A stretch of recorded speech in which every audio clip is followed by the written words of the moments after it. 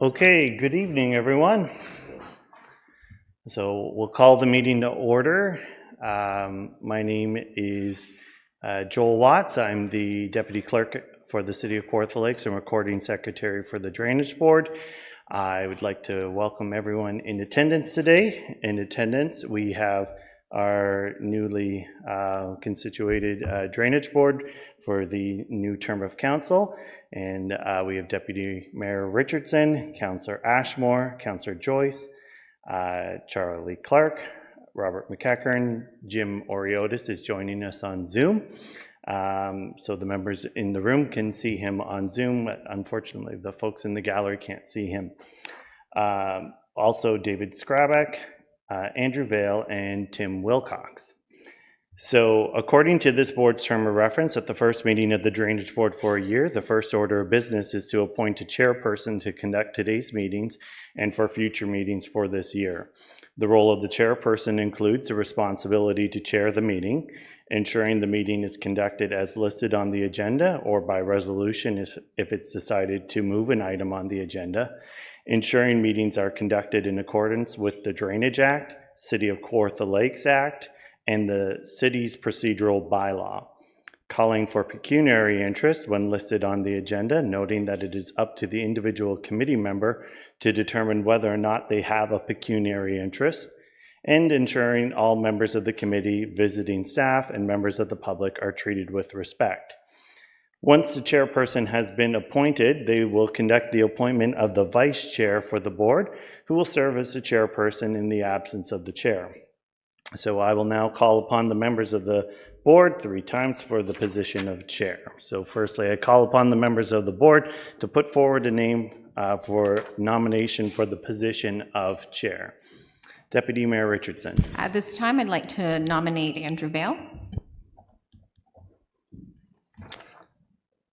All right. Andrew Vale, do you consent to the nomination? I do. Thank you. I call upon the members of the committee a second time for the position of chair. I'd nominate Councillor Ashmore. And Councillor Ashmore, do you consent to the nomination? Yes, that's fine. Thank you.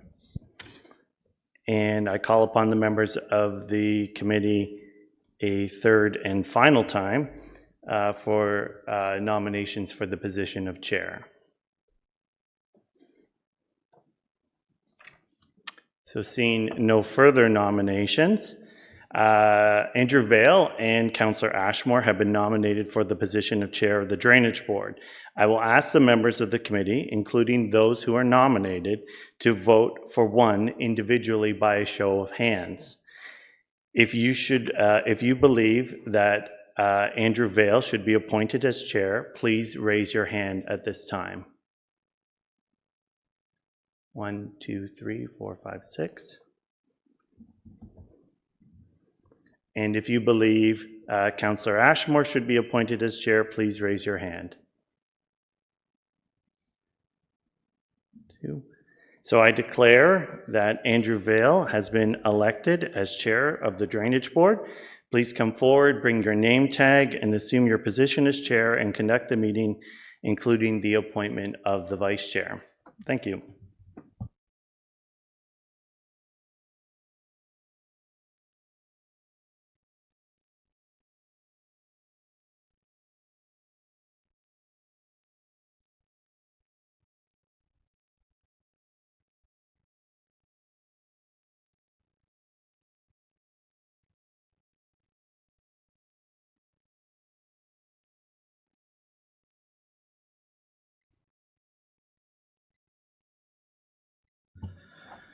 All right, so firstly, I will call upon the members of the committee to put forward a nomination for the position of vice chair.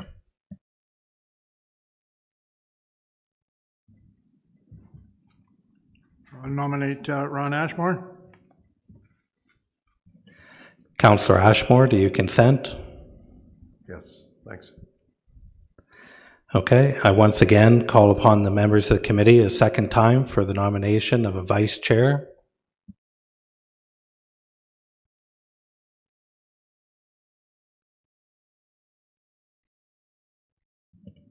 All right. Seeing none, I declare that Councillor Ashmore is appointed by acclamation as Vice Chair of the Drainage Board, and the Vice Chair will assume the role of the Chair in the absence of the Chair.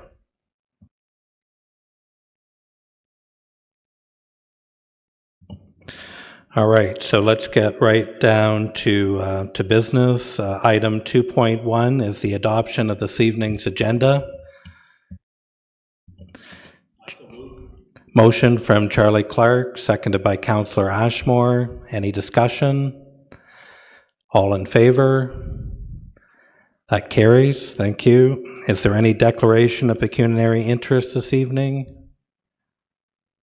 Okay, seeing none.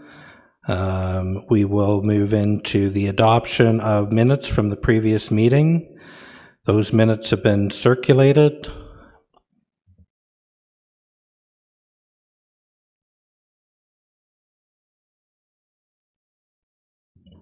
Charlie? Okay, seconder, Councillor Joyce. Any discussion? Calling the question, all in favor? That carries. Thank you. Moving down to item number 3, a meeting to consider the Durocher Municipal Drain. 3.1, the presentation of the engineer's report. I'll turn that over to you, Mr. Garrett. Through your chair and to the board. So I'm Michael Garrett. I am the engineer who prepared the report. The report was prepared under Section 4 of the Drainage Act. The scope of work of the report included preparing a new report to address the J. DeRoches and Estate of DeRoches petition. There's a bit of this is a bit of a different drain, so I'll go through the existing conditions because it's a bit more complicated with the work on Eldon Road. So the lands owned by the DeRoches are located on the west side of Eldon Road, and they are recently tiled and directed subsurface flows to the existing Eldon Road siphon. Oh, sorry about that. Do you want me to start over, or is everyone okay? Okay. All right, so the engineer's report has been prepared under Section 4 of the Drainage Act. The scope of work includes the following: to prepare a new report to address the petition for drainage by J. DeRoches and Estate of DeRoches. The land owned by the DeRoches is located on the west side of Eldon Road. They were recently tiled and they directed subsurface flows to an existing Eldon Road siphon, which then conveyed flows across Eldon Road. In order to obtain an outlet, the DeRoches were required to install a private tile from the Eldon Road siphon across the lands owned by G&A Little, and across a portion of the lands owned by the Board of Education, Trillium Lakelands. The private tile parallels an existing private tile owned by the Littles. The private tile installed by the DeRoches has the capacity to convey the subsurface flows generated on the DeRoches land.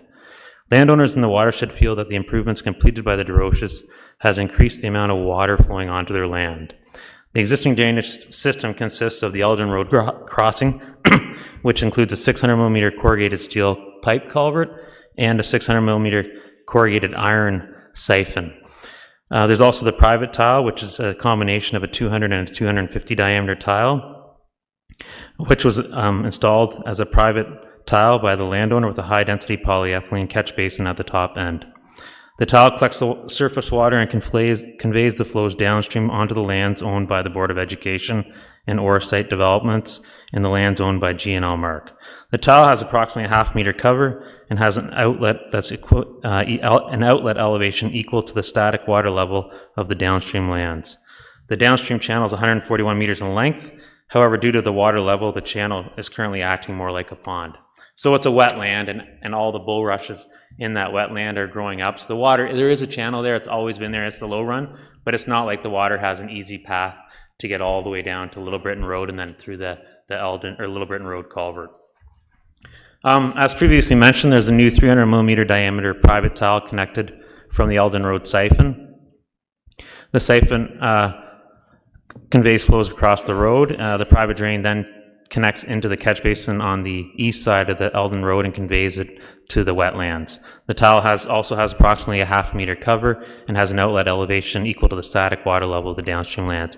So that's the same as the private tile that's already on the Little's land. They're approximately the same depth, and they're almost in the same location and the outlet at the same spot.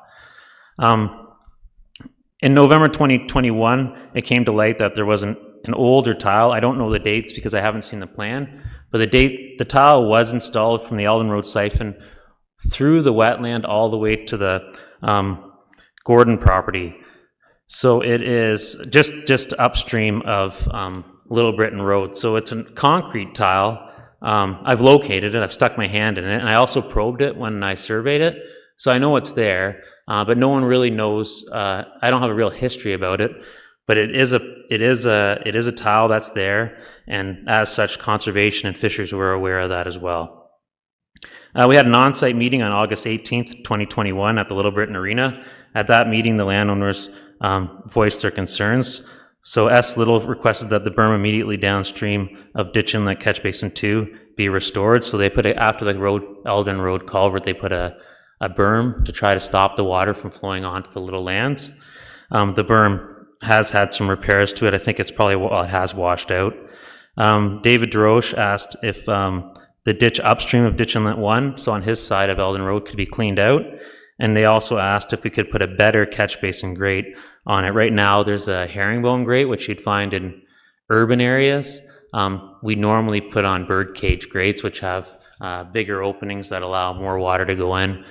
They also, if we have problems with the corn stalks, they're easier to maintain. We did have 2 additional meetings on this drain. One was even before the site meeting.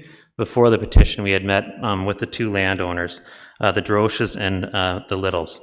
And at that meeting, Graham Little felt that the recently constructed private tile upstream of the wetland that the Droches put in conveyed more flows. And he feels that since the Droches have completed their lands, the water across is also coming more quickly, and that the existing infrastructure can't adequately convey the flows, and for that reason they're experiencing flooding and water going over the overland flow. The Droches mentioned that there's natural springs in their lands, and prior to the recent drainage improvements, the springs outletted to grade and sheet flowed to Eldon Road. The Droches requested that the Eldon Road ditch inlets be temporarily capped with a steel plate under this until the report's completed, and the intention of that was to reduce the amount of water that flowed onto downstream lands via the siphon. So the road authority approved that because there's a culvert there that's higher than the ditch inlet, so the water would have to back up and then it would still go through. So the road authority didn't have a problem with temporarily plating them because it wasn't going to negatively affect their road. The water still had a way. Who it was going to negatively affect would be the Droches, because the water would now have to back up to the invert elevation of the culvert, backing up on the land. In November 23rd, 2021, we had a meeting to discuss the draft design report with the landowners at the Little Britain Arena. I reviewed the draft report with the landowners, and G. Mark informed the landowners that there was an existing tile. Up to that point, we didn't know about that tile until we had that meeting. So Mr. Mark brought it to my attention. He requested a closed drain across his lands. Graham Little requested the topsoil be stripped prior to construction, which is standard practice for the way we do it. It wasn't standard years ago. We used to just put tile in without stripping topsoil, but in the last 10 years, we've been into stripping topsoil. We used to keep it separate, and then the landowner would be charged extra for it, but now it's just become part of the general construction practices. The Droches requested that the engineer consider changing the design on the draft plan so that his siphon would tie into the tile that he tied into, and it would flow downstream to the wetland. The Droches felt that this would restore the flows to the pre-2019 levels, so before he tiled his land. The design of this drain, it's been designed to accommodate, the closed drain's been designed to accommodate the 37.5 millimeter per 24 hours. This is generally acceptable for lands used for cash crop with the provision of for surface water. Tile design criteria includes an assumed minimum tile depth of 700 millimeters plus the diameter of the tile in areas where it's cultivated, and 600 millimeters plus the diameter of the tiles where it's not cultivated. So the 600 meter section would be in the wetland. Currently, we don't have enough cover there, so when they're building the open channel, they're going to have to pull some dirt and put it in the wetland, leaving it on the property where it came from, but just to make sure we have enough cover on the pipe. During the design, it was determined that to give the marked lands a closed drain of a sufficient size, it'd be extremely expensive, and that the majority of these costs would be assessed to the marked lands, and that's normal for any enclosure. So consequently, the Marks requested that the open requested an open channel with an access culvert on their land. The open channel was designed to convey the 2-year design storm. Although the tile that was installed by the DeRoches, the most recent private tile, has minimal culvert, it has been incorporated into the report since the DeRoches and Littles stated that although the outlet doesn't have the freeboard, it is conveying flows sufficient at this time. The owners are aware that the cover over the pipes is minimal, but stated that the existing mains and tiles haven't been damaged by current farming practices at that time. I understand now that there's a bit more topsoil that's been removed, and Mr. Little has some concerns about that, and I'll address that in the post comments after the report was issued. There's an estimated cost in the amount of $349,123, which includes engineering but does not include inspection during construction. The assessments have been broken down. The additional costs across Eldon Road have been assessed as a Section 26 assessment to the Road Authority. The additional costs to work around the utilities within the Eldon Road allowance have been assessed as a Section 26 assessment to the affected utility. The cost to work, the costs of all the other remaining work in the road allowance beyond those assessed as a special benefit have been assessed to the Road Authority. The private tile allowance for the private tile that was installed by the DeRoches across the Little Lands has been assessed with 67.5% of the cost of the allowance to the DeRoches who installed it. 7.5% of that cost was assessed as a cutoff benefit to the Little Lands, and the remainder was assessed as an outlet assessment to upstream lands based on equivalent hectares. A cutoff assessment of 7.5% has been assessed to the lands immediately downstream of Eldon Road for the section of the drain that crosses the Little Lands.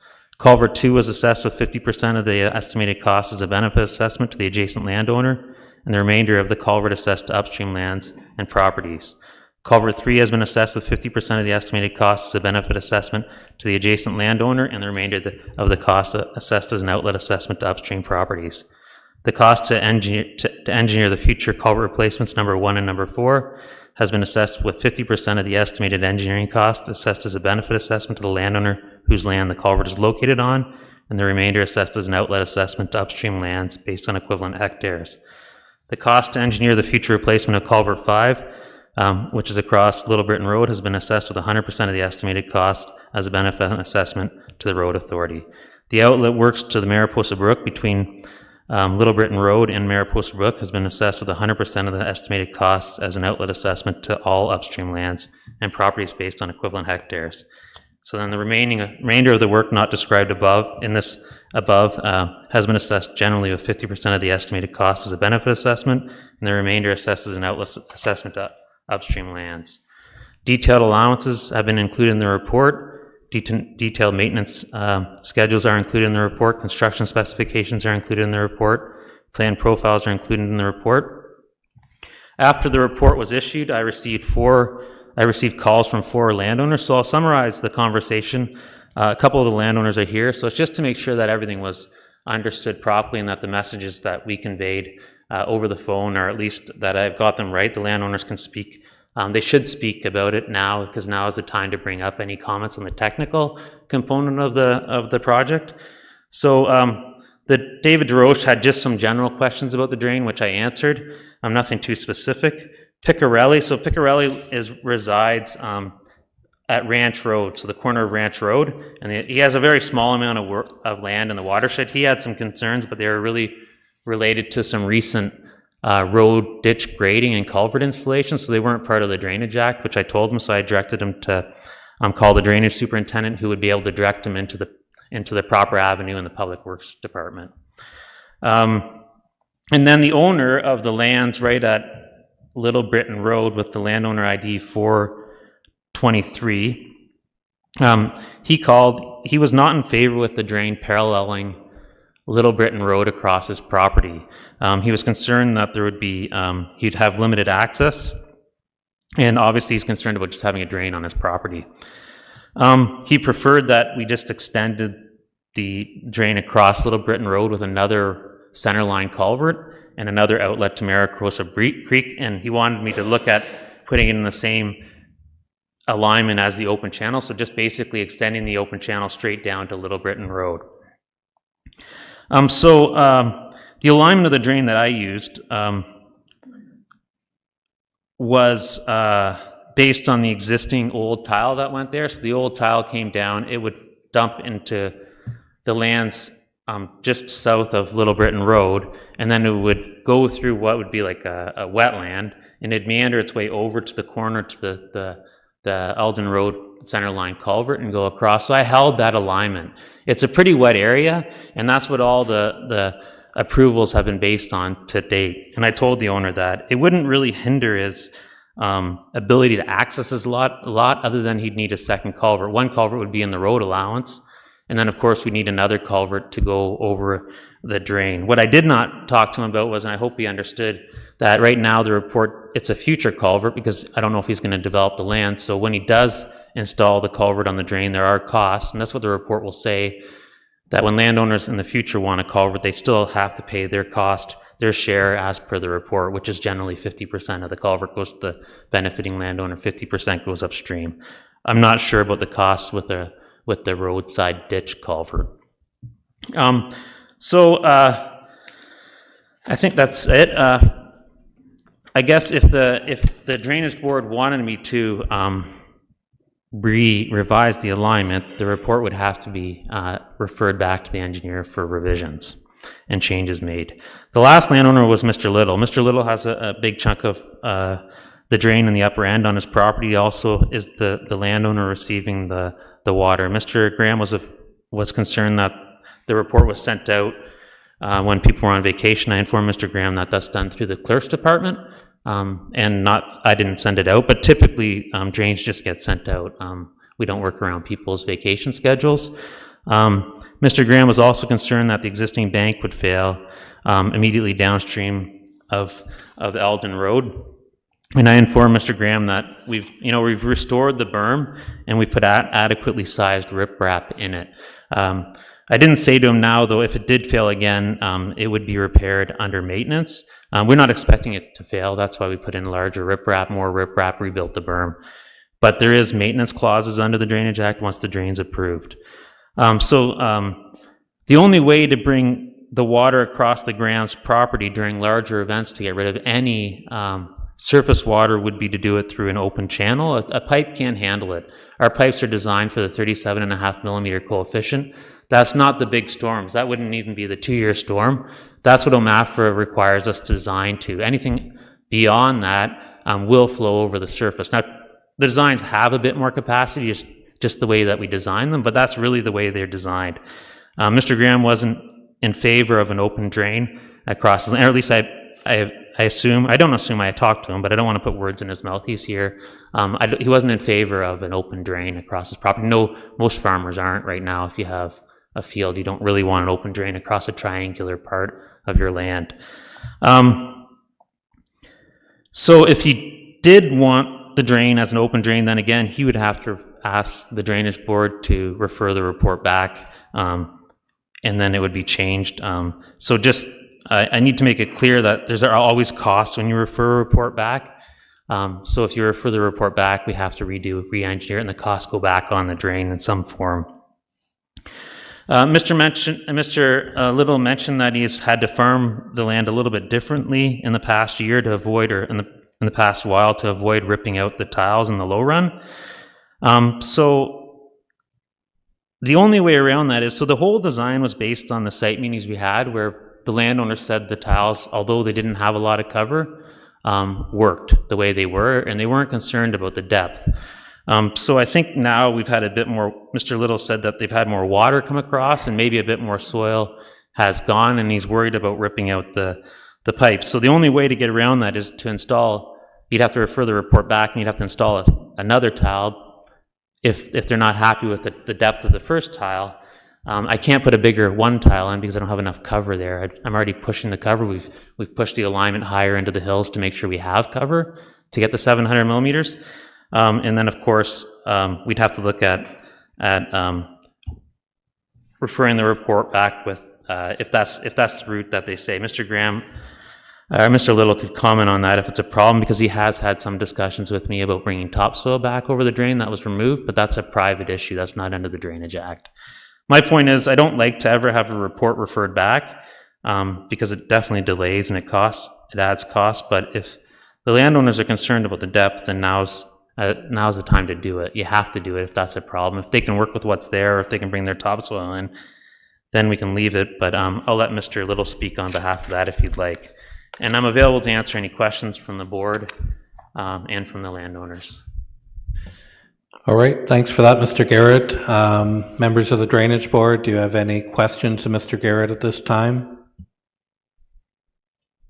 Okay, seeing none, we'll open it up to people from the public who are here this evening. So if there's anybody that has a question of Mr. Garrett on the proposed drain, if you want to come forward to the podium and turn the mic on, state your name so that we have it for the record. Yep, go ahead if you want to come up here. We'll help you through it.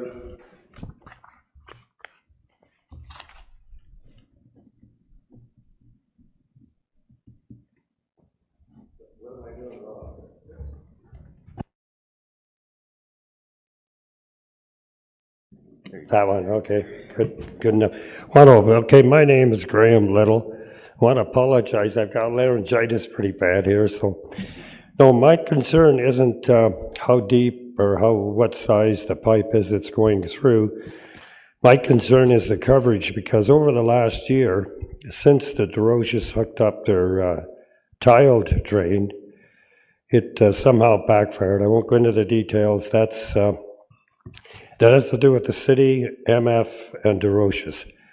And it just removed a lot of topsoil, so there isn't going to be much coverage in quite a few places. In fact, we've hit a couple of tile this fall plowing the field.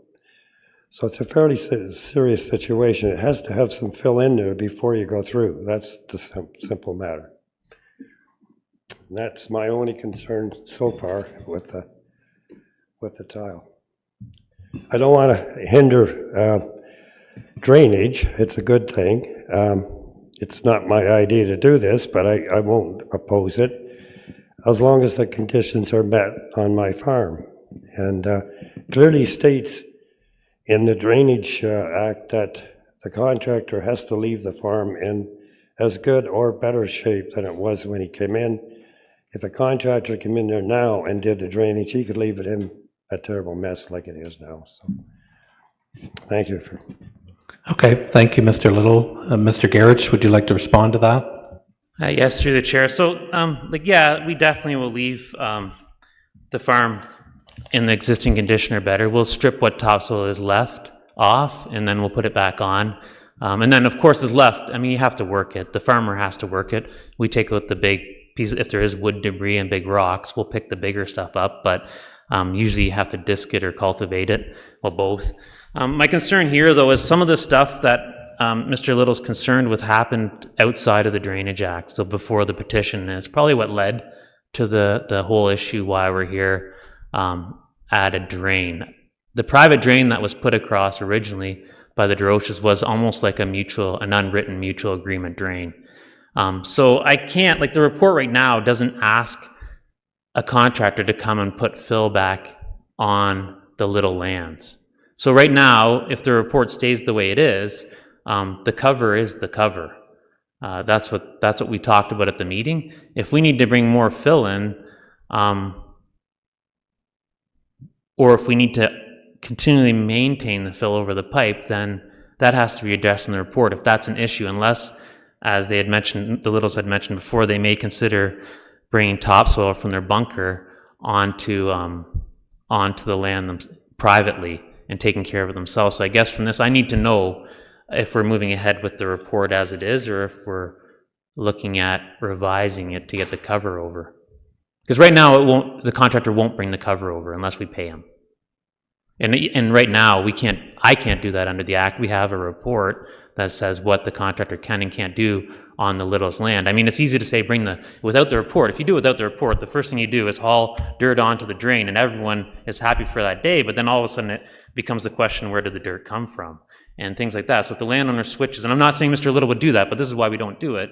We don't have a report that says we should have brought it there, so if we bring it there, and they say all of a sudden we don't want it, you're going to sit there as the municipality saying, well, we we issued a tender, we hauled dirt on to someone's land from somewhere else, and now he doesn't want it. Why did you bring it there if it wasn't in the report? So that's my concern. Okay. What's your feeling, Mr. Little?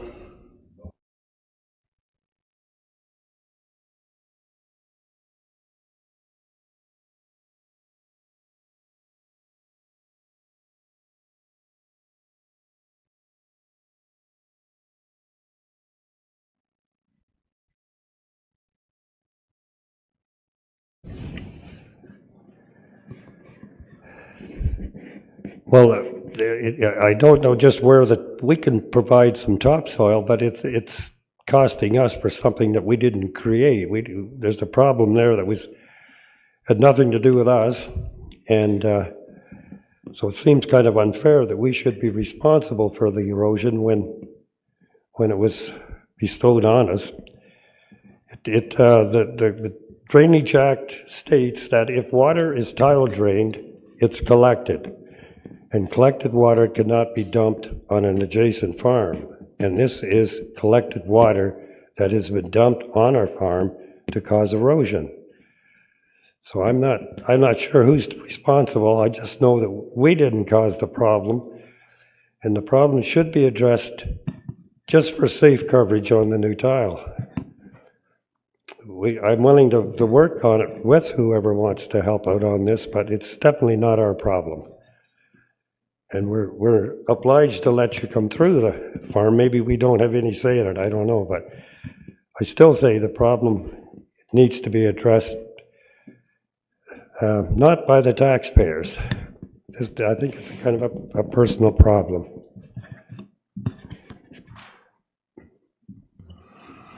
Okay, thank you, Mr. Little. Bruce Webster, we work the Orsi property. Graham's exactly right. Mr. Garrett and I both know the Drainage Act says that you are to take it to a sufficient outlet. And there's also a section that deals if that is not done. Has that been approached? Chair, yeah, it definitely has. The problem is that you're not working, like the problem with the drain that they're talking about is it wasn't installed under the Drainage Act. So it doesn't have a sufficient outlet. It was installed by a drainage contractor without a report. So I'm required definitely to take it to a sufficient outlet, and that's what I'm doing by extending this drain all the way from Eldon Road all the way to Little Britain Road to Mariposa Brook. That's my sufficient outlet, is Mariposa Brook. But the problem is that when they went in and put the pipe in privately, they've collected water, and that's right, you've definitely collected water and you've concentrated water, but that's a civil litigation matter, not a Drainage Act matter. Maybe the DeRosians weren't fully aware of all the implications in the Drainage Act, but that drainage contractor certainly does, because they are licensed and they are made aware of that. So I say there is some liability there. And is it going to create more of a problem? I've seen a steel plate over a siphon. Yep. If that's removed, does that create more of a problem for him again? Well, the steel plate is being does. put back on. It's staying, so that it's using the siphon to go across. Again, yes, certainly the drainage contractor that did the work is certified. He'd be certified even by OMAFRA to put tile in, but that's private. That's outside of the Drainage Act. We don't deal with private tiling. We deal with the municipal drains. Private tile contractors like MF Drainage or McCarthy, any Drainage Act, they can do both, right? They can do their private tile, but when they get on a municipal drain and they build it, that's got different rules and different regulations, different laws. The Drainage Act is there to protect someone. So like when the DeRoches or any farmer wants to get their water across a downstream land, the downstream land doesn't want to take it, then the Drainage Act is the avenue that gives the ability, if he has enough and he meets the requirements for the petition, to bring your land across your downstream neighbor's land to a sufficient outlet. So, that being said, there are two pipe there now that I assume one is Graham's and one is the DeRosiers. Are they adequate to service down the road and even today? Well, no, we put another pipe in. So how deep is this ditch going to be? Well, the ditch, you have to look at the drawings, it varies. You know, it's gonna be, it looks like it's approximately 1.2 meters, maybe 1.5. I'd have to look at each stationing to get the deepest part. Thank you. Okay.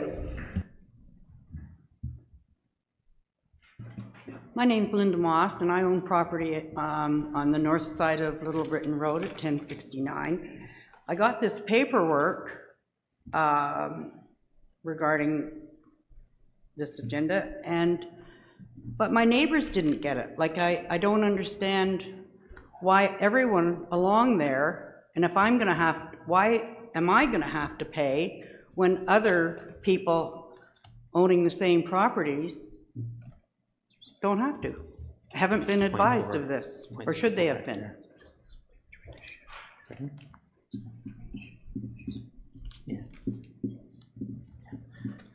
Through the chair. So yeah, so your water is in the watershed where your neighbor's is not. So I did look at that. I looked at the storm sewers. You're right at the top end of the, sorry, not the top end, but at the more northerly part of the watershed.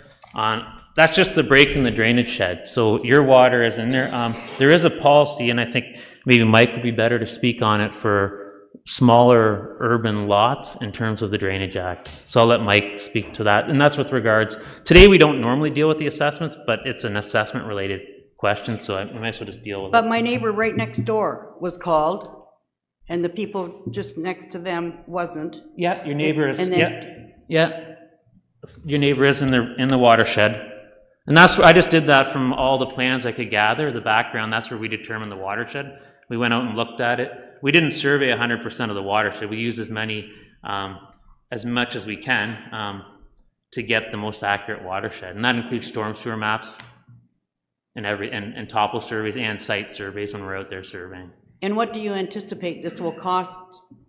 So in the report, when you look at the report, there's a schedule of assessment. Did you look at that by chance, or I can go through it? So in the schedule of assessment, your lot is 5.8, I believe. So you are $6 on this.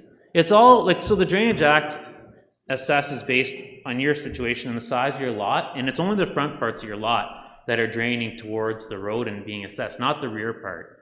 And so it's all related to how big your area is and the land use of that area. And agricultural land would be a ratio of 1 acre per equivalent hectare, or 1 hectare per equivalent hectare. An urban one, because it's got twice as much, potentially twice as much water, is twice as much. And then a paved road would be 4 times. For every hectare of paved road, the city gets hit with an equivalent 4 hectares, so 4 times the assessment. So your assessment, as it stands right now, is $6.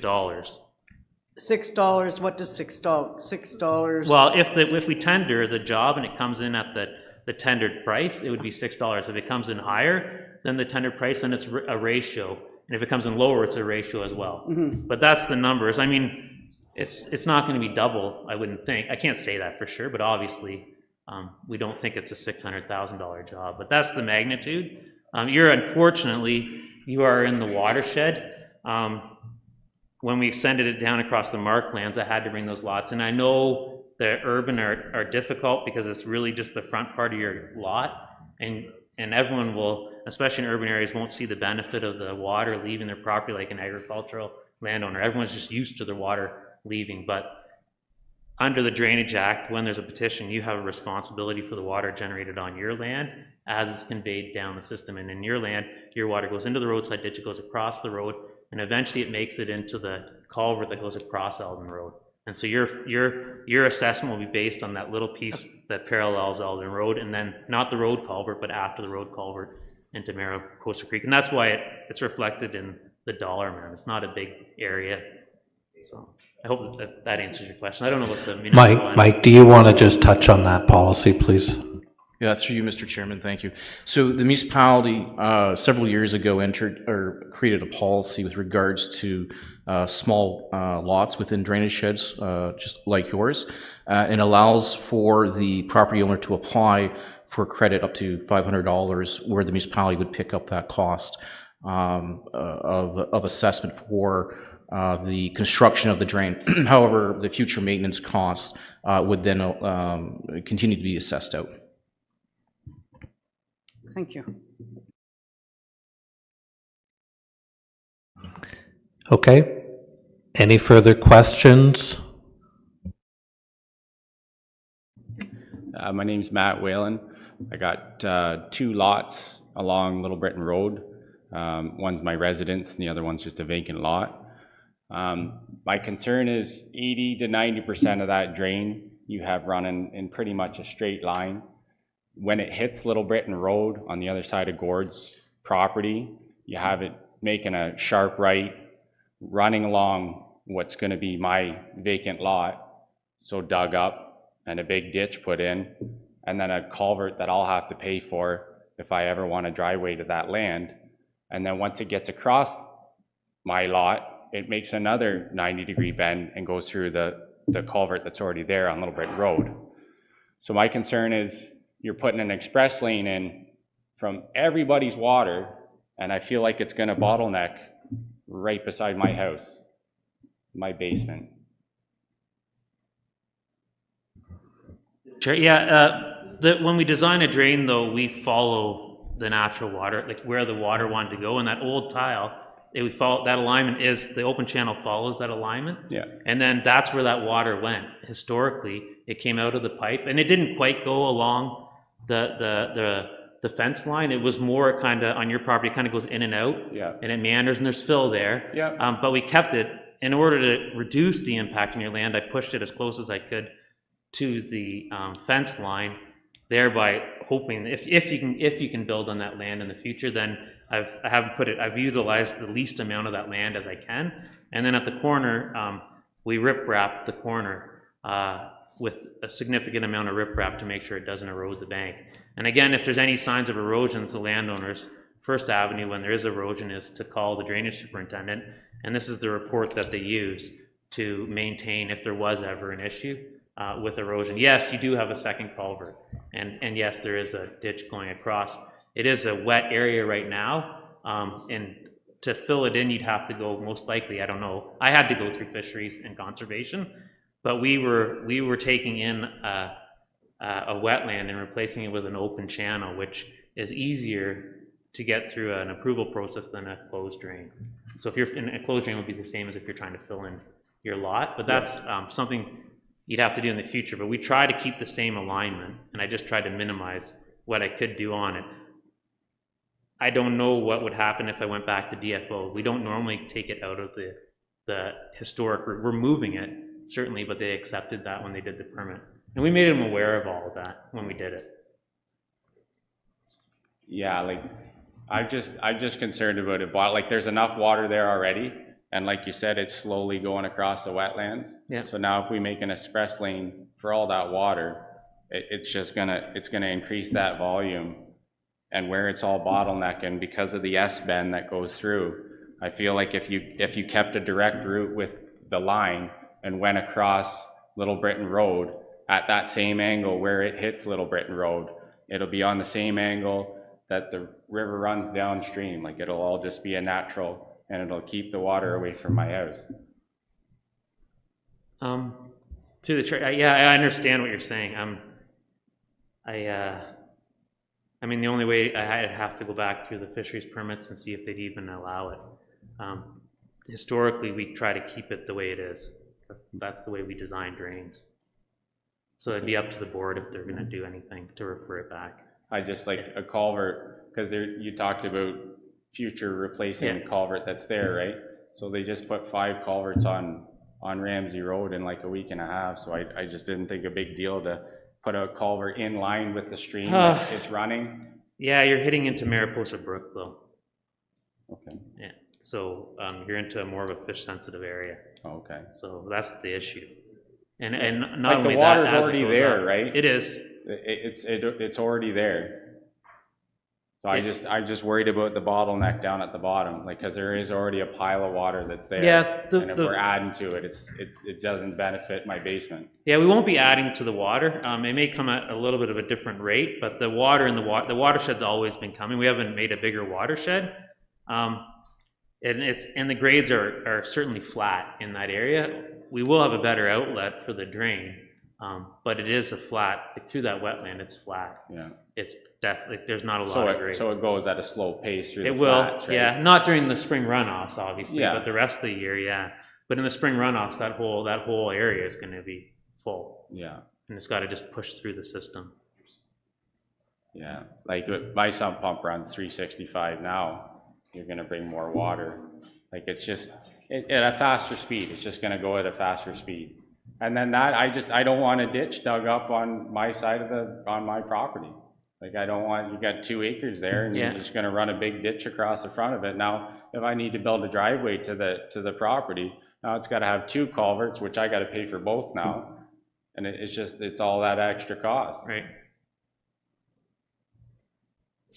That's my. Okay, any further questions?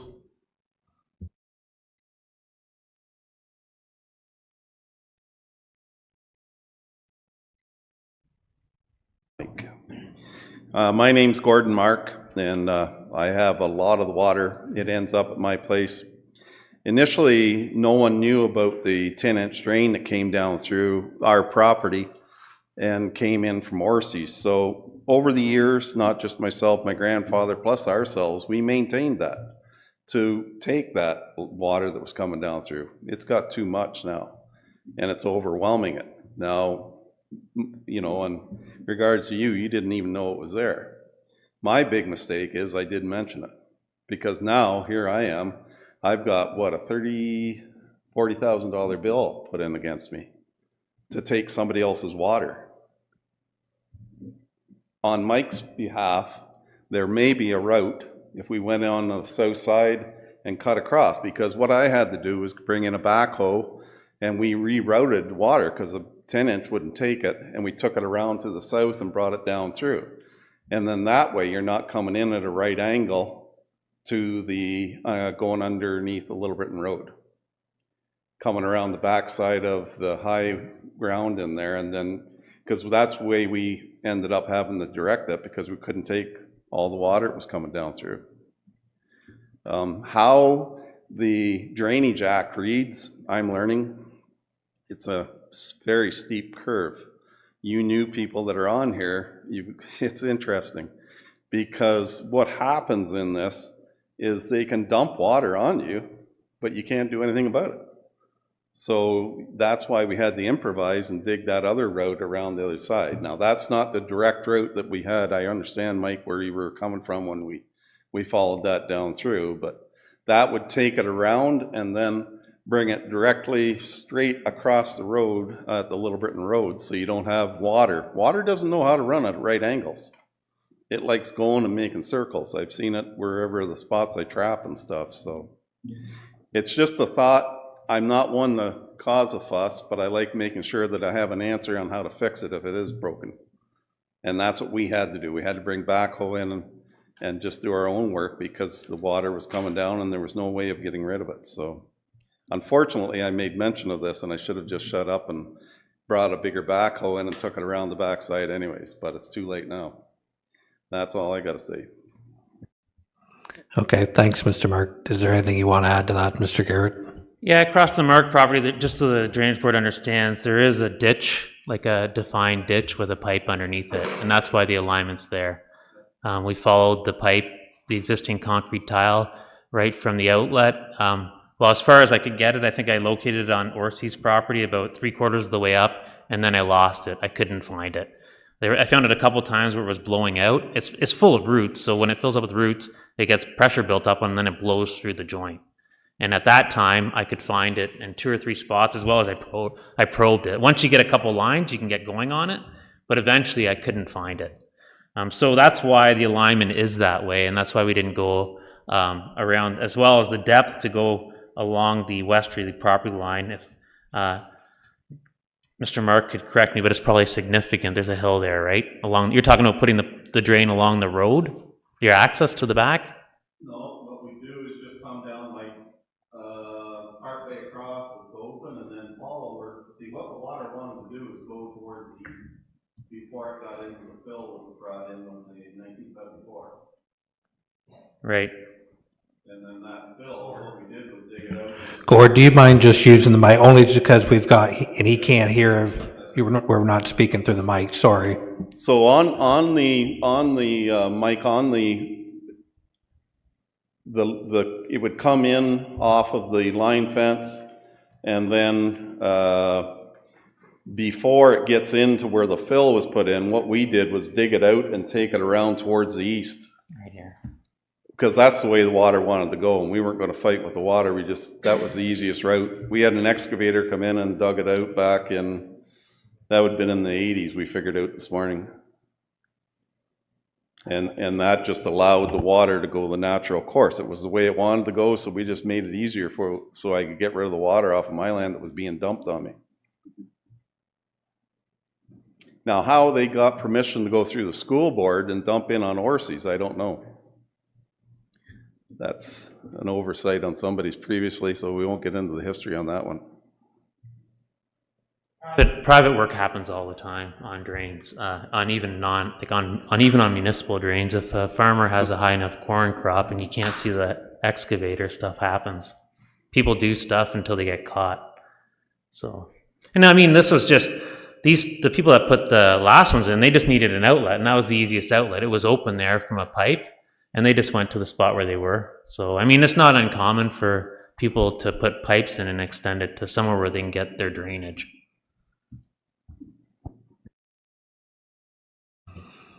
Any other questions so what we did was just take it around the south side to get rid of the water off of my property. Now Orsies, it just flooded.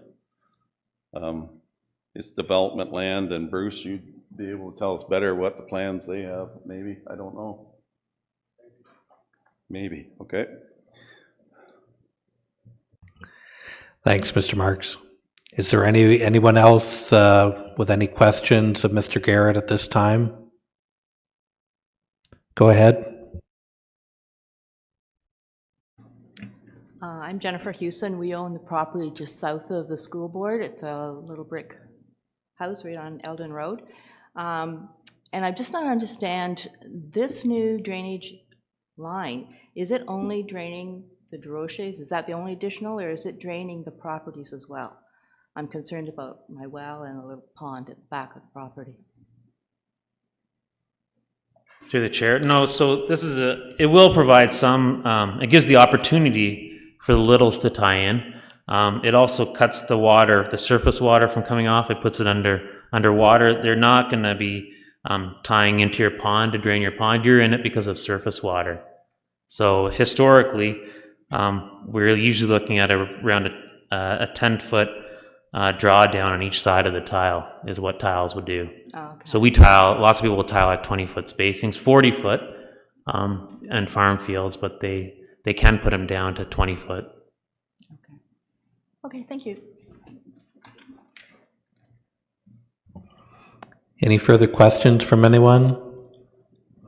All right, Charlie, you had a question? Well, just going about what Graham Lettle just said there about this been already damaged the tile that when he was plowing. Well, if this new tile is not going to be deep enough or covered enough, and it's a municipal tile, we're going to have a problem here. Like, like if it's not buried deep enough, or we're going to, it's going to be tore up all the time. Like, are you not better off to bury it deep and do the job right the first time around as do it 4 or 5 times?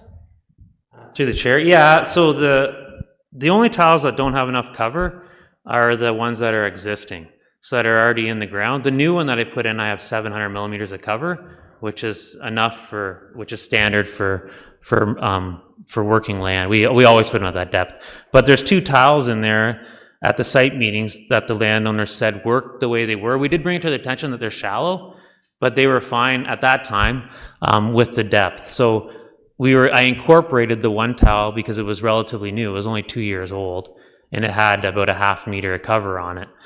That's when we're talking about the shallow. The proposed tile, we're incorporating it, so it's becoming part of the drain. And if it needs to be repaired, we have to repair it under the Drainage Act. But the new tile that wasn't installed, I've pushed it further into the field, into the bank, to get my cover. Charlie?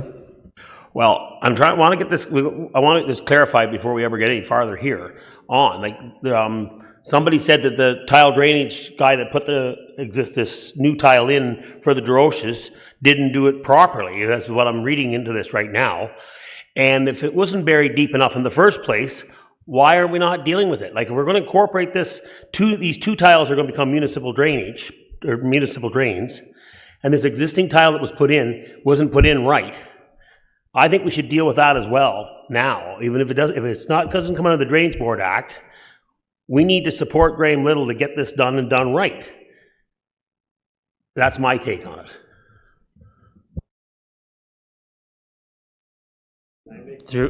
I was just going to say, no, I forgot what I was going to say. I'll come back.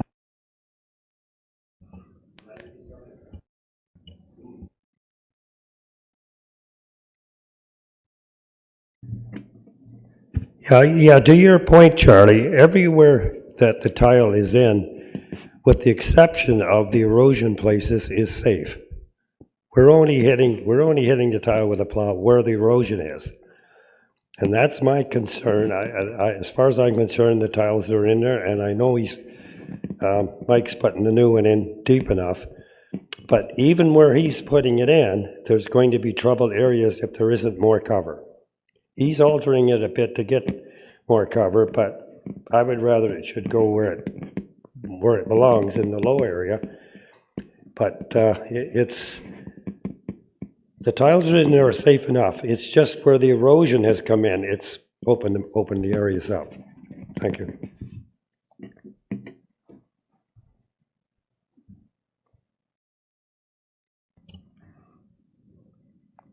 Okay. Do you remember what you wanted to say, Mr. Garrett? No, it's just about, I guess the whole reason that it's there was there was a new tile put in at the site, meaning the landowners agreed that it was working okay that way. So I incorporated it. I gave the DeRoches an allowance for it. If you're going to go the other way, and I pushed my tile further up the hill, so I have 0.7 meters cover, which I feel is sufficient. If you want the cover or more cover, and when Mr. Little says areas of erosion, well, the existing pipe will follow the low run, I assume. I don't know how much dirt we're talking about. That's one other issue, right? So if you want it to be put in, you pretty much have to twin it beside the one I'm proposing with the additional costs, which are relevant in the long term if you're having problems with piping. But just so landowners are aware, then we put a new pipe in. DeRoche's pipe would just be abandoned. The costs he has in would be his own cost. It'd be gone, and he'd be paying into the new pipe.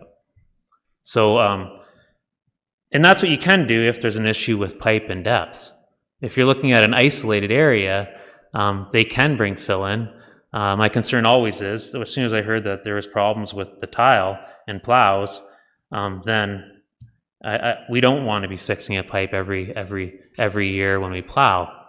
I based my design, though, on what I was given at that time, and they agreed because obviously it's a cost savings if you can utilize a pipe, which I wouldn't say MF Drainage did it wrong. It's a really tough spot to put a pipe in. I spent a lot of time getting it to work, which is why I pushed it. I pushed the pipe off the low. Normally, we always put pipes down the low runs. That's where we run them. In this, because it was a closed pipe, I pushed it further into the bank of the field. It's already it's a bit different than an open drain. A closed drain, we have a bit more flexibility, but even then, we always try to run them in the low runs. If a farmer wants to put a catch basin in, that's where the water is. Okay, thanks for that, Mr. Garrett. Any further questions from anybody at this point? Okay, seeing none. 3.3, this is the opportunity to add or withdraw signatures to the petition. Mike, do you want to just go through that just for the sake of everybody here so that everybody understands?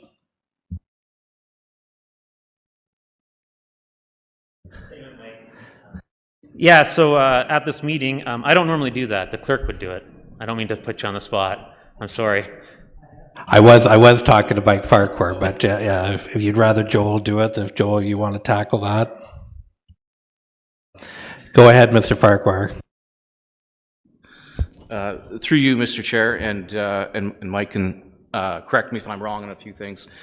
So this is the opportunity for any existing petitioners to this drain to remove their names, or any additional landowners who wish to add their names to the petition to be able to achieve an outlet for drainage at this point. And if there are some parts of the Drainage Act that speak to, if you choose to remove your name from the petition, then those petitioners then have to absorb the current cost to date for the design for the engineer's report, which I'm not too sure what those costs are, Mike.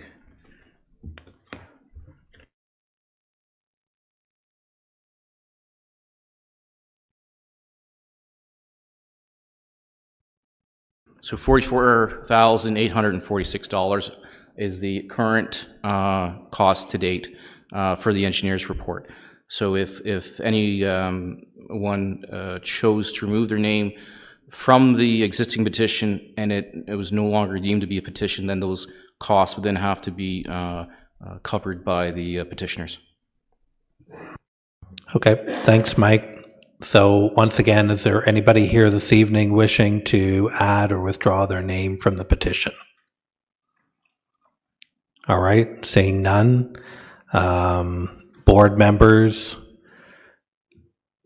you've got, it's your recommendation at this point, right? You basically, we've got 3 recommendations that you can make.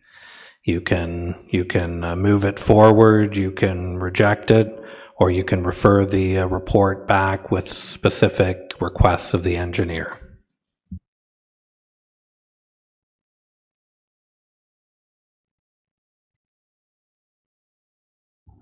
Mr. McEachran?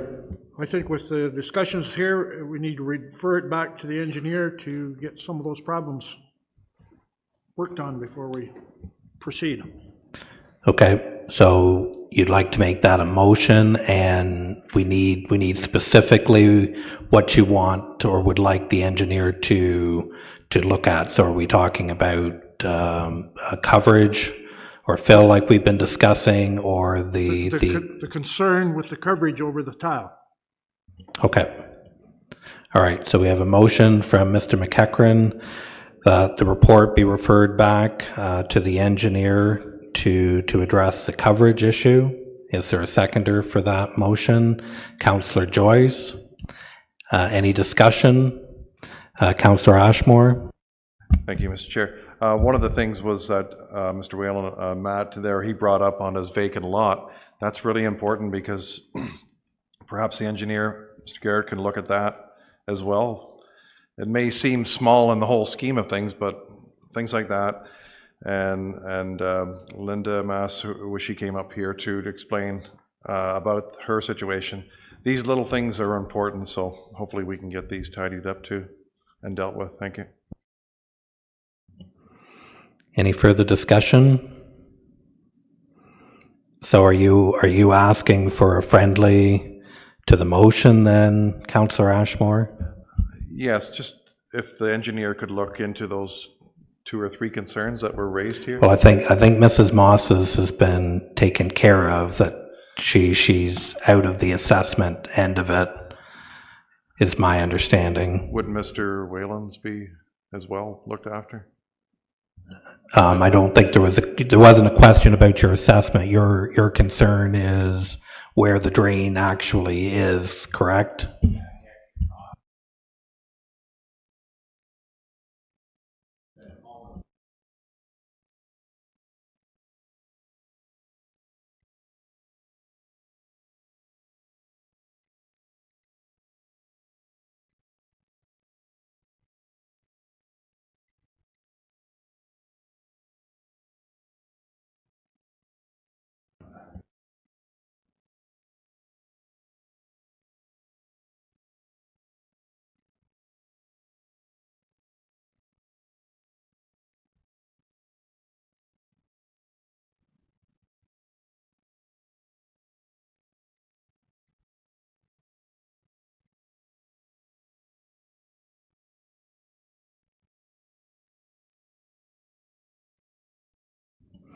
Okay, so if you want that included, then we have to, as part of the refer back, request that the engineer look at another location or change the direction of the drain, not to go through there, if that's reasonable. If I could, please, yeah.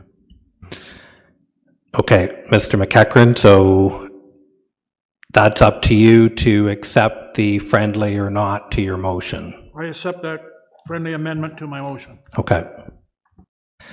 Is there any further discussion? Okay. Do you have that, Joel? Okay. So I'm going to read it back and just make sure that everybody's clear before I call the question. So the motion is that the report be referred back to the engineer, specifically requesting to address the issue of coverage and the location of the drain running through the Whalen property, correct? Does that cover, Joel, I've covered that? Okay, I'm going to call the question. All in favor? Any opposed? That carries. Okay. All right, at this point, that brings us to number 4, new business. 4.1, we've got a memorandum.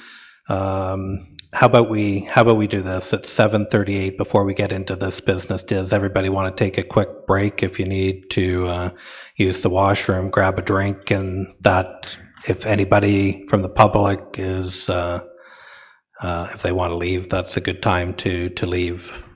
Or if they want to stay for the rest of the meeting, they're welcome to too.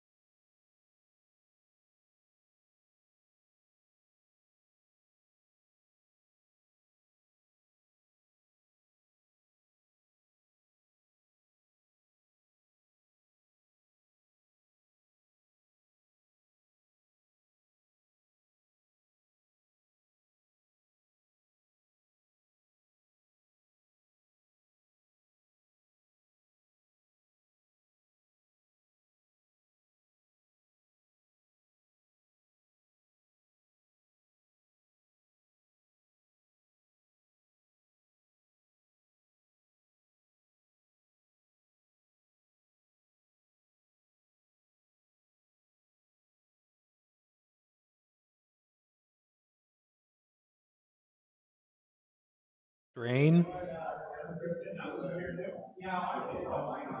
Just make sure you.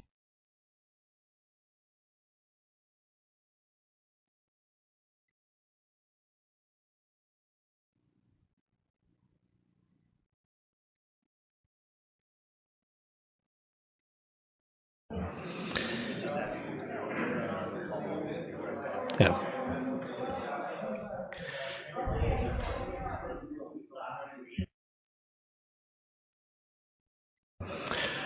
All right, 4.1, Section 65 report, subsequent connection to the Grant drain. In the absence of Richard, are you tackling this, Mike? Yeah, through you, Mr. Chair. Now, Mike did prepare a report for this. However, if you don't mind, Joel, if you could just, we'll go to the map here.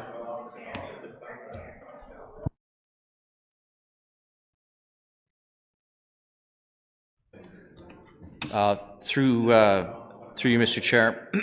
So the Krestenbacher's land, is it still kind of, it's thinking, is it? Okay.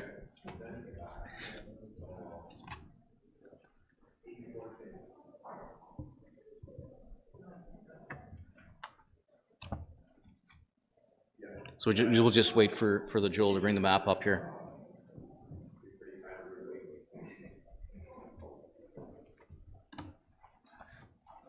So just on the screen above, you'll see outlined in blue is the Krestenbacher property.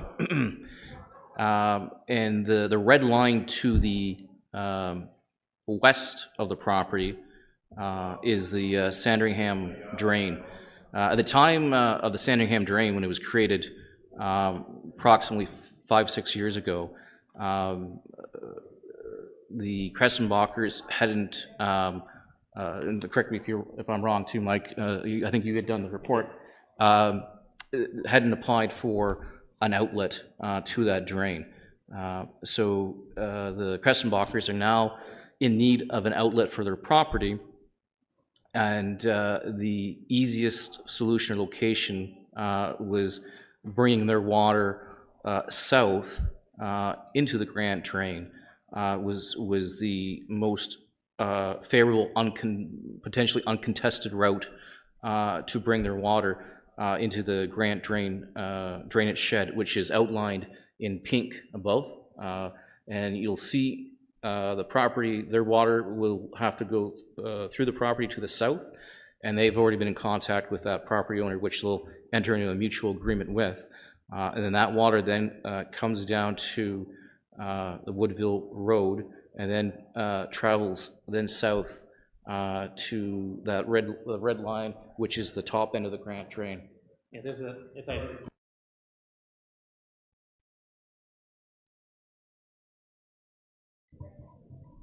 Yeah, through you, Mr. Chairman. So maybe just you can take off the drainage shed, Joel.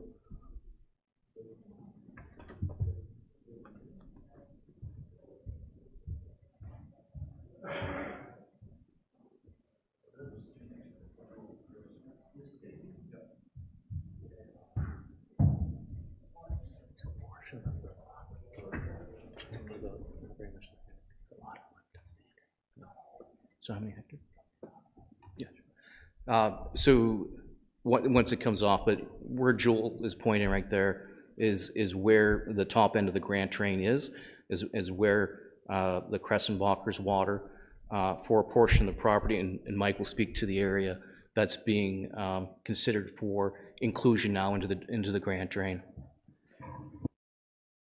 Apologize, I didn't know I was looking at this. I don't know if you have a watershed map, but it's a little bit easier. So when we did the Sandringham Drain, Krestenbacher, as I'm going to say his name, they didn't even want a benefit in that. We did convince them at the time that I'm going to say they had about 3/4 of their property was in the watershed, and I said, you gotta ask, otherwise I'm not going to extend the drain across Sandringham Road.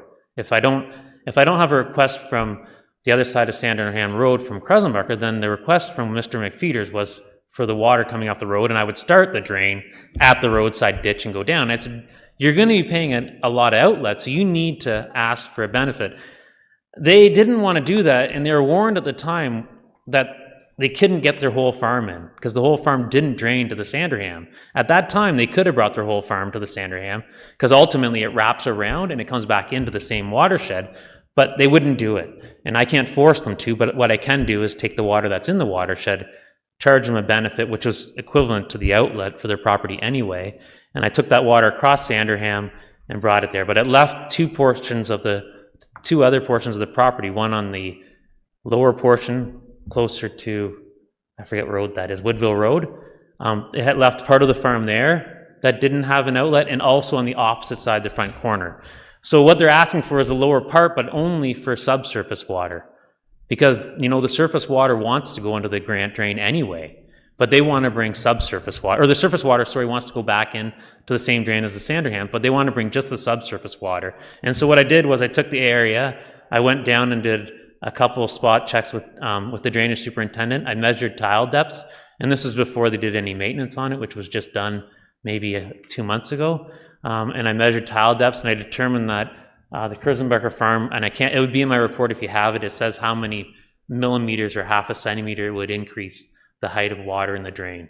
And so it's not a lot, and that has more to do with the fact that we're only taking something like 8 hectares of subsurface water into the Grant drain.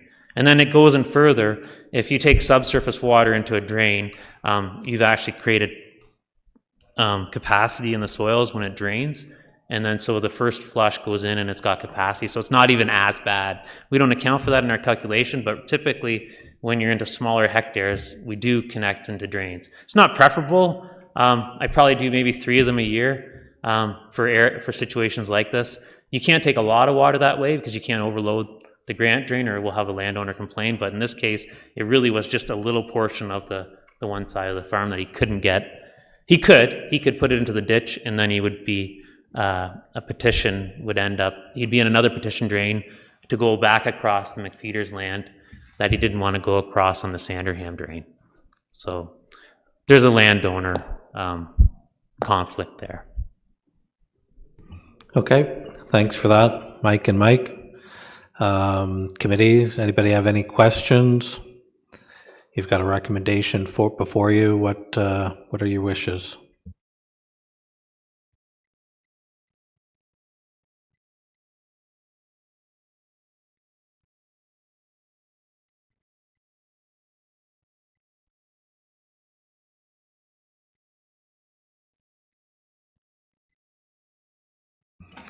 Anyone or somebody? Do we have questions about?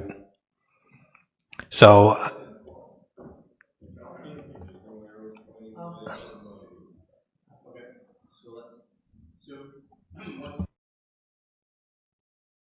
Through you, Mr. Chair. So the property of the Krestenbachers is right there. Is that square property?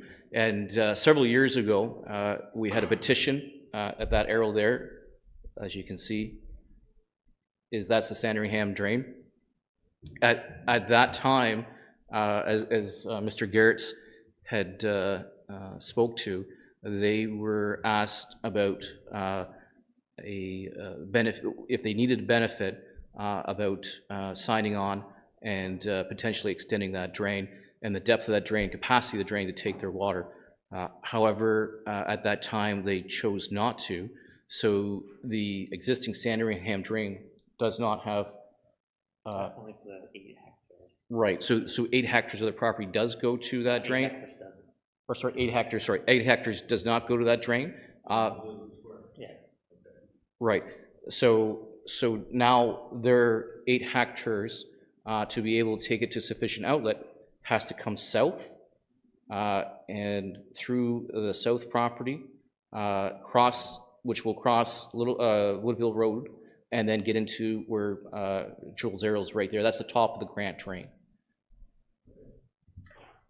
To do so, we have to effectively amend the Grant drain report, which Mike has done a report for, that's in your agenda. and we need we have a recommendation to adopt his report, amending the grant drain, municipal drain, to allow for those 8 hectares to come into the grant drain and amend the assessment. So then the Cressenbachers would now be assessed properly for their 8 hectares coming into that drain. Councillor Ashmore, you had a question? Yes, please, through you, to Mike. What are those small circles?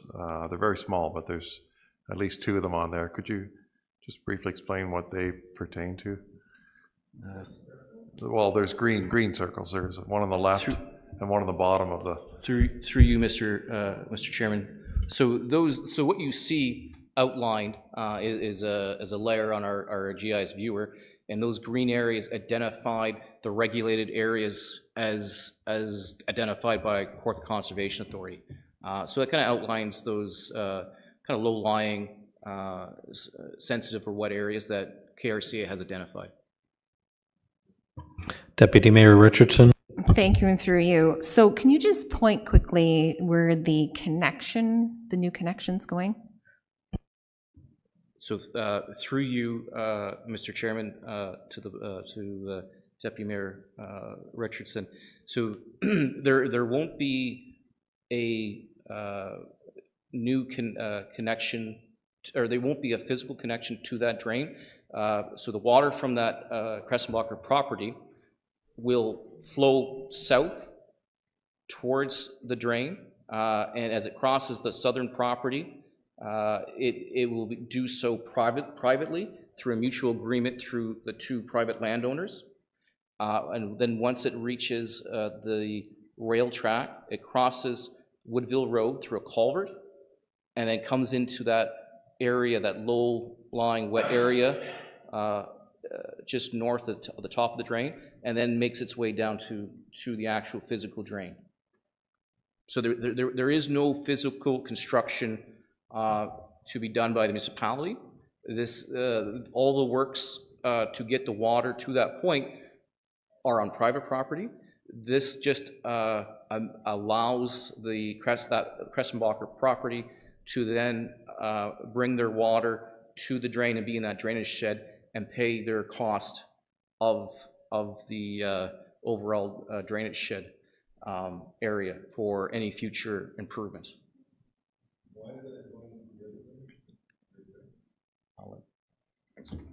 So when I did the Sanderham drain, there was a lot of discussion. So I don't have the numbers. So when I say numbers like 8 hectares, I'm kind of guessing, but it's like that, about that much. The majority of Cressenbacher's land went to the Sanderham drain. But at that time, he didn't want to bring it all in, and I can't force him to bring in the tile water.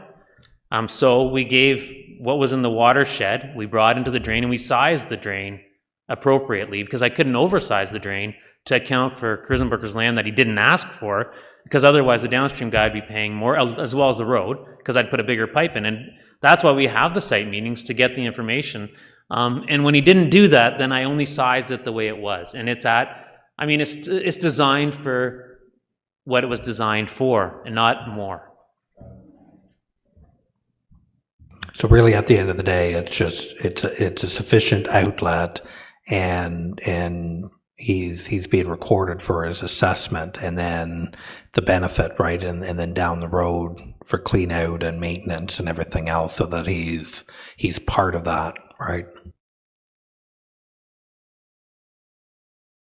Chair, to the Deputy Mayor, only for subsurface. It's quite clear.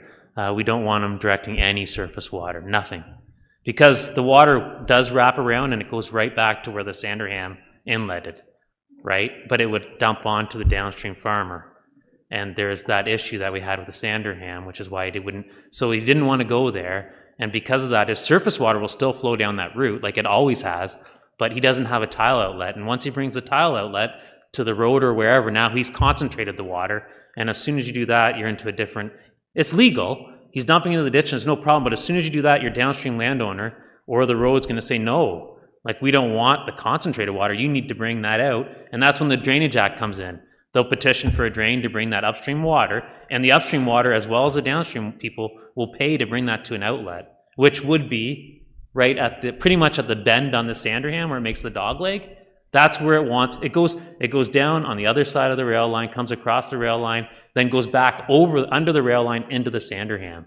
So it's a convoluted little drainage system, but it all ends up at that elbow, the dogleg and the Sanderham. This farmer doesn't want to go down that route, so he's asked to take his subsurface water only and bring it across his neighbors with an agreement, and then somewhere it's going to discharge to grade, it's going to make it to the roadside ditch, it's going to go through the roadside ditch, and then it's actually probably going to go down. There is a ditch there that's just a private ditch. It's going to make it into the private ditch, and eventually it's going to get into the grant drain, and that's what he's paying for. He goes back to when the grant drain was constructed, and he has to pay his percent, or his dollar value. Of course, that's back years ago, so the costs are nothing. But he also has to pay for the report. And then when it does come into effect, is like they just maintained it. He's now got, Richard, the drainage superintendent, now has a new schedule of assessment that has Krusenberger's lands in there. Now Krusenberger pays for his portion of the maintenance on a big drain. So it's not a lot.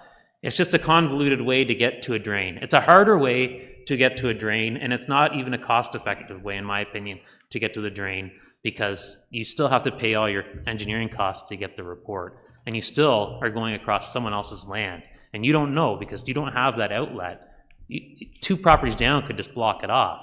I don't know, right? They're allowed to under the Drainage Act.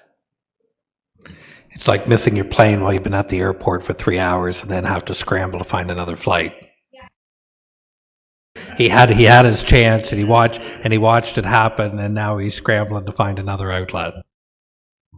Through you, Mr. Chairman, that's exactly what happened, and the option now to be able to find an outlet for his subsurface, this was the easiest logistical route with legislation, other than trying to come up with a redesign for the Sanderham. And upsetting a lot of people. All right, Deputy Mayor Richardson. So all parties are happy with these changes? Through you, Mr. Chairman. So the parties involved, so the Kressenbachers and like I said, the property to the south, they have to come, that straight line, that's the old rail line. So that water hits there, then comes to Woodville. So for that water to get through into the top end of the drain, they'll have to enter into a mutual agreement with the property to the south. And then it comes into the water course that crosses the Woodville Road and then comes into the top end of the drain. So the parties involved are the Kressenbachers and the property to the south, which they'll be entering into a mutual agreement with, which would then effectively allow them into this drain with this approved report. Okay. What does everybody want to do? Councillor Ashmore? I'll move as printed. Okay. Councillor Ashmore moves. Is there a seconder? Dave Skrabak. That the memorandum from the Drainage Superintendent, Engineering Corporate Assets, February 15th, 2023, regarding the Section 65 report, subsequent connection to the grant drain be received, that Council accept the Section 65-3 report prepared by Michael Garrett and approve the subsequent connection of lands known as 84 Sandringham Road, ARN 165116002000400 to the grant drain, and that the grant drain assessment schedule will be updated to reflect this subsequent connection. Any discussion? Calling the question, all in favor? That carries. Thank you. 4.2, memorandum for minor improvement request. Request for minor improvement to the Shorten 2A drain. Mr. Farquhar? So the municipality received a request for an improvement to the Shorten 2A drain on the Masters property. The Masters have a piece of property that is separated by the drain, and it's traditionally they had an old crossing there. At some point in time, it washed out, it was removed, and they wish to farm on the east side of the drain, and to be able to get access to that section and bring larger equipment across the drain, they require an improvement or a forward crossing for that drain. We met with the property owner and the Conservation Authority as a pre-meeting to look at any constraints KRCA might have with implementing a crossing of a forward nature and the farming of the land to the east of the drain. At that time, the Conservation Authority noted that the east side was low, or was kind of had a wetland feature, most likely due to the poor draining nature of the soils being clay till. And they also noted that through permitting for construction of a forward crossing would be considered due to their current policies for farming within regulated areas or along municipal drains. So it was an encouraging meeting with the Conservation Authority, which would still have to be, if this improvement is approved, we would still then have to go back and then permit the actual design and implementation of the forward crossing with Conservation Authority. So Mike has the map just kind of pulled up there. So the property, the location is right, just move your cursor down, Joel, right around there. So the forward crossing would be in that location to give the property owner access to the east of their property, just right in that area right there, which has been cleared to a degree. It's an open kind of meadow field right now,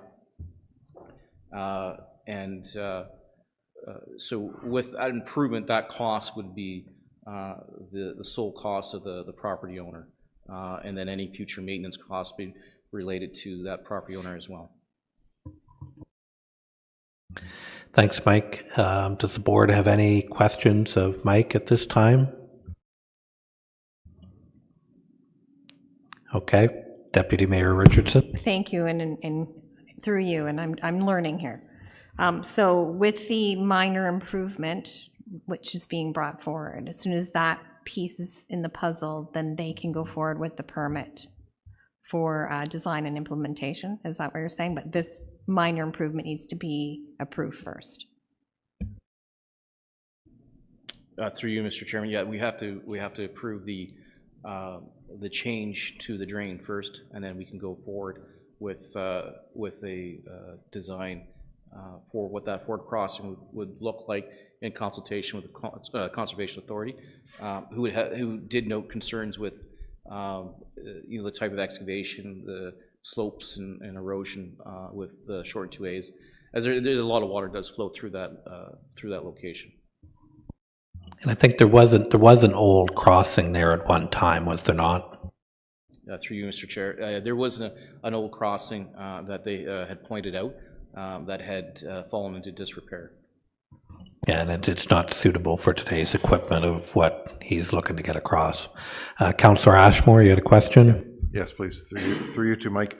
You had mentioned that the applicant is willing to pay the full cost of the construction, because as we know, this short and 2A drain's got quite a long history and contentious issue, to say the least. And I don't think the neighborhood wants to really get, really bogged down into this, but this is something that's internal then.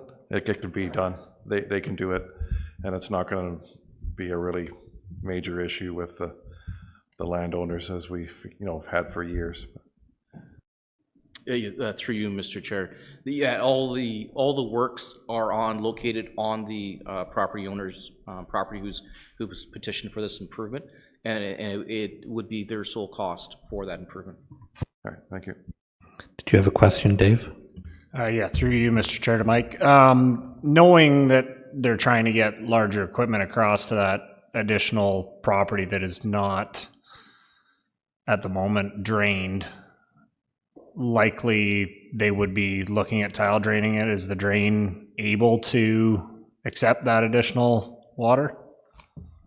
Through you, Mr. Chair. So that area that they want to access is within the short and 2A drainage shed. So they do have a benefit outlet to the drain for that property that they want to access. Any further questions? If there's none, what would everybody like to do? Charlie? Move as printed. Okay, as seconder, Deputy Mayor Richardson, that the memorandum from the Drainage Superintendent, Engineering and Corporate Assets dated February 15th, 2023 regarding the request for a minor improvement, short and 2A drain masters be received. The council accept the request for a minor improvement on the short 2A municipal drain submitted by Guy Masters and the city clerk to proceed with the notices required under Section 78(5) of the Drainage Act, and that pursuant to Section 8(1) of the Drainage Act, RSO 1990, Chapter D, 17, staff recommend that council appoint a drainage engineer for the examination of the area and proceed with the requirements of the proposed minor improvement project. Any discussion? All in favor? That carries.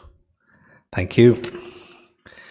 All right, that brings us to item 4.3, memorandum update Richard's not with us tonight, but I think you're going to tackle this, right, Mike? Through you, Mr. Chairman, yes. I'll just go through Richard's memo. I believe you have in your agenda. It's broken out between existing drainage design projects, drain construction or improvements that we completed in 2022, as well as general maintenance general drain maintenance, as well as kind of upcoming maintenance we're currently looking at. So, as you've heard tonight, with the DeRoche drain, DeRoche drain is one of the current drains we're going through we've gone through the design stage and we're bringing forward. The McEachran Brown drain is another petition drain that has gone to council for consideration and will be in the stages here of tendering within approximately a month and a half. We would look at construction based on Simcoe County Conservation Authority's permitting window, most likely in the summer months. Now, normally too, when we go to construction on new drains, we do look at, in consultation with landowners, a period for construction. Like I said, we have a window with conservation authorities, usually starting after July 12th. If we don't make the March window, then we, in consultation with landowners, sometimes then look at doing construction in the fall outside of the harvest window to allow landowners to harvest first before we go in and construct the drain. Though landowners are given a crop allowance within the drainage report for destruction, but we still like to try to implement it that way where possible.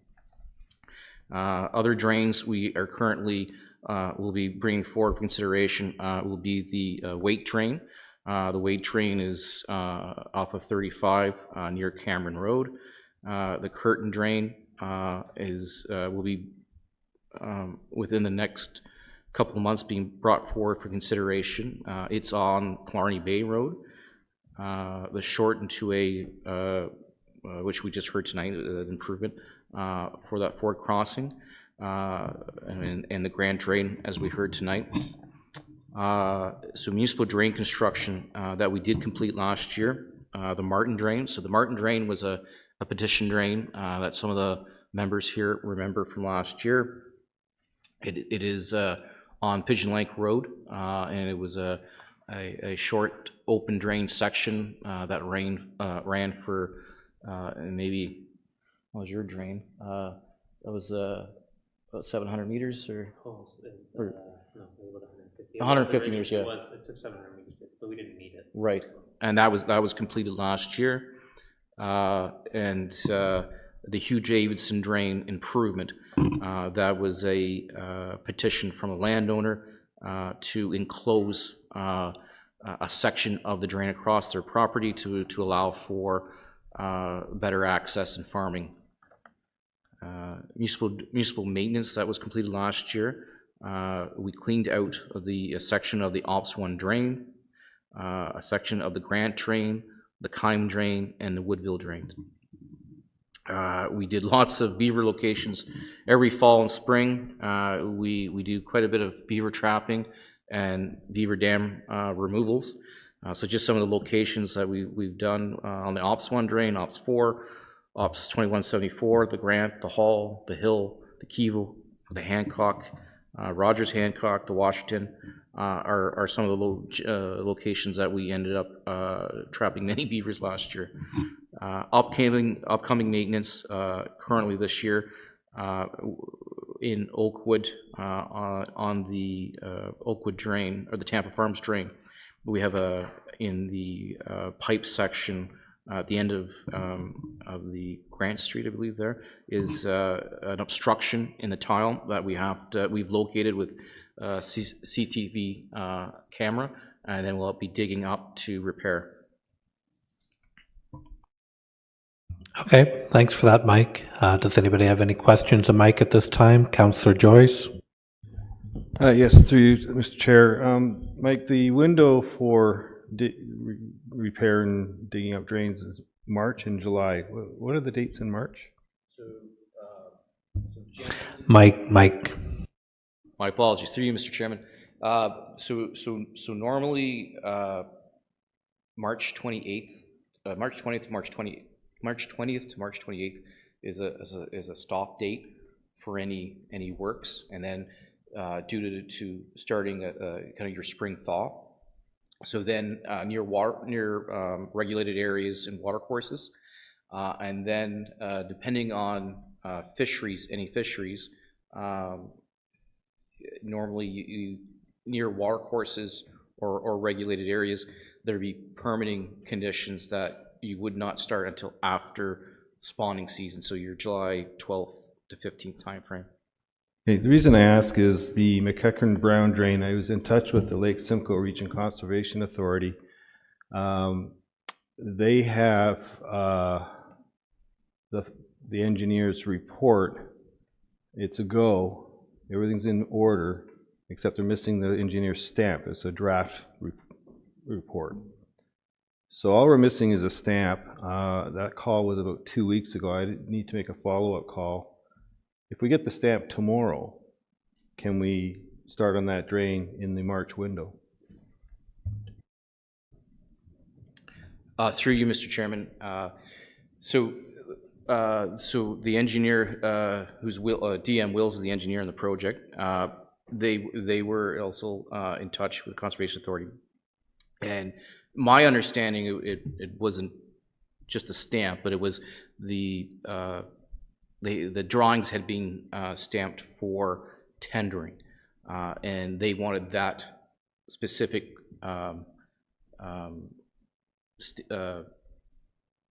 identification of the drawings as being only for tendering removed, because when they permit it, they want it to be the permits, because they attach the drawings as part of the permit as condition, so they want the drawings not to be the ones just for tendering. They want the ones to be for construction. So there was a couple minor things they wanted done in the letterhead of the drawings, which the consultant was supposed to do and send on, and then the permit be issued. Timing for being able to get it started and completed by March, we have to tender the project, and to get decent pricing, we want to at least tender for at least a month. So right now, even if we received the permit tomorrow, we'd have to then tender it and complete the work prior to the window as a condition that they have on the permit. I don't think that's possible. Okay, thank you, but given where it's at now, with very little work to do, the summer, fall of 2023 is quite achievable. That's a question. Through you, Mr. Chairman. Correct. So once we get the permit, once we tender, we would have a contractor in place. We do have a period then where we would then, prior to starting any construction, consult with the landowner on a general timeline, which we can work out, which would be beneficial to everyone to construct. Okay, well, thanks for the clarification. I got a little bit different information from the Lake Simcoe Region Conservation Authority than you did, but I trust your information more, so, but thanks for the clarification. Okay, Councillor Ashmore. Thank you. Through you to Mike. Just two quick questions. The Ops 3 drain, I know it's not listed up there, but is there any, in the future, any maintenance proposed for that, the Ops 3 drain? And the Alma Street in Omimi, the last I talked to Director Rojas, he said it's more of a public works cleanout. Or does it have to become a municipal drain, or can it be just remedied through just maintenance? So specific to the Ops 3 drain, so we don't have any current maintenance proposed yet. So normally the process for the drainage superintendent to look at maintenance, so proactively we do walk and review certain sections of the entire drainage inventory, which is 167 kilometers long, and look at trying to pre-program maintenance. The other way that we bring forward maintenance is we have requests from landowners that bring forward issues, whether it be beaver dams or erosion or failures of crossings, or that there's enough sediment in the drain that it's not allowing the tile outlets to drain. So then the drainage superintendent would go review, walk it, and then make the assessment, and then move forward with maintenance. So your question around the Alma Street, now it's not any part of our municipal drain inventory. It is a separate localized drainage issue that I think we can deal with outside needing a municipal drain there, because the water comes to the unopened road allowance, which we designed an open ditch to convey it to the water course that crosses King Street in Omimi. Thank you. Deputy Mayor Richardson. Thank you, and through you. Just a general question. I'm wondering if your contractors have been impacted, like the contractors that you're using. Are they backlogged? You're facing those challenges? And then as of another statement about failures, like something that comes up that you have to address sooner than later, will affect that work plan. How does that work? Like, I know that there's been a backlog on a lot of contracting work right now, so I'm just wondering how that affects us, so to speak. Through you, Mr. Chairman. So I would break the question into between large-scale construction and then the general maintenance. Large-scale construction, you're going to see the larger contractors bid on it. Sometimes they're not always tile contractors that's all they do. You'll have contractors like Young's Construction, Coco, Dufferin. So timing-wise, for the larger construction of new drains, this time of year is kind of the best time of year for tendering, like any of our other capital projects, getting that work plan booked for the year, because the longer in the year we go, the more expensive it gets, because they have to try to work it into that work plan. So for smaller projects, for maintenance, we're actually we're kind of blessed. We have a lot of local small contractors that we draw upon. We have a long list that we can use, and usually they're pretty good at a moment's notice. If we have an issue, either having to clear a pipe or take out a dam or do a repair in a drain. where they will come and because we do have a lot of them, our pricing for maintenance is really good. Any further questions from anyone? I just have a quick one, Mike, for the Woodville drain clean out. Is it the south one south of John Street that you're looking at cleaning out this year? Is that?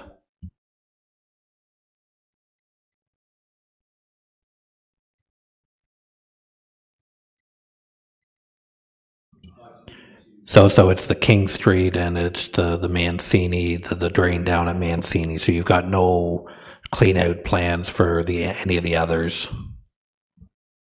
Through you, Mr. Chairman, that's correct. So I was referencing the work on the cleanout we did do last fall from north of King Street.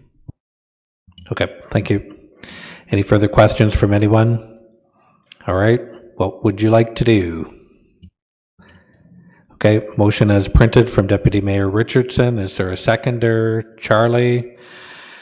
That the memorandum from the Drainage Superintendent Engineering and Corporate Assets dated February 15th, 2023 regarding the Drainage Superintendent's update be received. Any discussion? Calling the question, all in favor? That carries. Thank you. That brings us down to 5, other business. 5.1 is the appointment of Drainage Board members to the Court of Revision. So go ahead, Joel. All right, so this is a process that we took in the last term of the Drainage Board, where we appoint our Court of Revision members in advance of us needing the Court of Revision to occur. So we did supply in your agenda some information about the Court of Revision, and for our new members, I'm just going to give a brief summary of the Court of Revision before we go through the appointment process. So the purpose of the Court of Revision is to provide an opportunity for a landowner that will be affected by the proposed drainage work to appeal the assessment that will be levied against their property as a result of the proposed drainage work. The assessment is the portion of the cost of the proposed drainage work to be collected as taxes from each landowner. And as you heard today through our meeting to consider the DeRoche drain, that was part of the discussion where sometimes the assessment issues come forward, but it really is the assessments, the amount that each person would pay is what the Court of Revision would deal with, whereas the meeting to consider looks at more broadly the drain in general. 3 members of the Drainage Board are appointed to the Court of Revision, and 2 other members are designated members that are appointed as alternates. And each member appointed to the Court of Revision must swear an oath to declare that they will complete their duties and serve the municipality to the best of their ability at each Court of Revision meeting. The Court of Revision typically only meets within 30 days of City Council approving the engineer's report and adopting a provisional bylaw for a new municipal drain. So the most likely next Court of Revision would be, it might be the weight drain. Through you, Mr. Chair, it could be the weight drain or the curtain drain. Yeah, so we've got a couple that we discussed. The weight drain, the curtain drain are nearing where we would receive the report. We would have a meeting to consider like we had today for the DeRoche drain. And if that was approved as presented, then a Court of Revision would have to occur 30 days after City Council then approves. So the Drainage Board recommends to City Council for approval, and if City Council approves, then we have to have a Court of Revision 30 days after that approval. Now, the jurisdiction for the Court of Revision is limited to hearing 3 types of appeals. Any of the owners of the land assessed for drainage work can appeal to the Court of Revision on the following grounds: that the land or road has been assessed too high or too low, or that the land or road should have been assessed but has not been assessed, and that due consideration has not been given to the type of use on the land. Now, a landowner can apply to the Court of Revision. They give written notice to myself at least 10 days before the Court of Revision meeting, and then those notices would be passed along to the Court of Revision members. However, late appeals may be heard by the court as well. Under these circumstances, the court can only proceed if it gives notice. And now the Court of Revision has no authority to change the engineer's report in any way other than to alter the schedule of assessments. So if one assessment is reduced, then all of the others must increase. So if we say your assessment is too high, then we have to put that assessment somewhere else. So this is part of the decision making that will occur by those Court of Revision members. Now, at this point, the chair will now call upon the members of the board 3 times for nomination for the positions of members to the Court of Revision. The first 3 members that are appointed with those members' consent will serve as the members for the Court of Revision. Then nominations will be received for alternate positions. Because of the short timelines, 30 days, sometimes we can't always get the 3 members, and so we need to have an alternate as a standby to make sure that we have at least 3 members of our Court of Revision. And then a motion then would be required to confirm all of the appointments, and then we don't have to take care of that in a hurry. So that's why we're going through this process today. And so I've got some information for the chair. Thank you, Joel. Deputy Mayor Richardson. Are we open now for? Just before we do nominations, I just want to make sure so everybody understands, everybody's clear with the court, nobody's got any questions. Okay, go at her. Oh, Mike? Through you, Mr. Chairman, just for the new members, from our orientation session, in the packet I did give you, it outlines the Court of Revisions and the responsibilities, basically what Joel just read, so you do have a copy of that. Okay, you wish to make a nomination, Deputy Mayor? I sure do. I'm going to nominate Councillor Joyce. Councillor Joyce, do you consent? Do robes come with this? I accept. Okay, any further nominations? Mr. McEachran? Councillor Ashmore? Councillor Ashmore, do you consent? Yes, thanks. Okay, any further nominations? Charlie Clark? Charlie Clark, do you consent?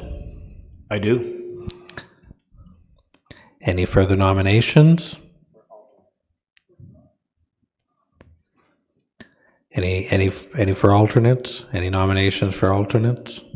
Yes. David Stryback, please. Dave Skraback, do you consent? Yes, I consent. Any further nominations for alternates? Deputy Mayor Richardson? Deputy Mayor Richardson, do you consent? No, thank you. Nice try. Any Charlie? Robert McEachran. Robert McEachran, do you consent? Yes. All right. You have what you need, Joel. We'll just do a motion. All right, so I need a mover and a seconder. Deputy Mayor Richardson, Charlie Clark, that, who did we have? Councillor Joyce, Councillor Ashmore, and Charlie Clark be appointed as members of the Court of Revision until December 31st, 2026, and that David Skraback and Robert McEachran be appointed as alternate members of the Court of Revision until December 31st, 2026, to act in place of a member who is unable to perform duties. Any discussion? All in favor? Carries. Thank you. You've got all that right, Joel. I didn't write it down. All right, that brings us to 5.2, Drainage Board Orientation. Joel, you want to do your little song and dance? So I've supplied to you through the agenda the orientation requirements. So the City of Kawartha Lakes has the requirements for all members of committees, boards, and task force, which includes that you be aware of and review and agree to adhere to the Drainage Board Terms of Reference, the Code of Conduct and Ethics for members of committees, board, and task force, as well as the waiver for volunteers regarding insurance and risk management. And then there is the requirement for accessibility training, where you would review the May I Help You Accessible Customer Service Guide and the Accessible Customer Service Training video, which if you watched is actually quite a good one to review. So if you agree to adhere to all of those things, many of you have already submitted your 2 forms to me. If you have not, I will need to receive both of them from you by the end of the meeting as per these requirements.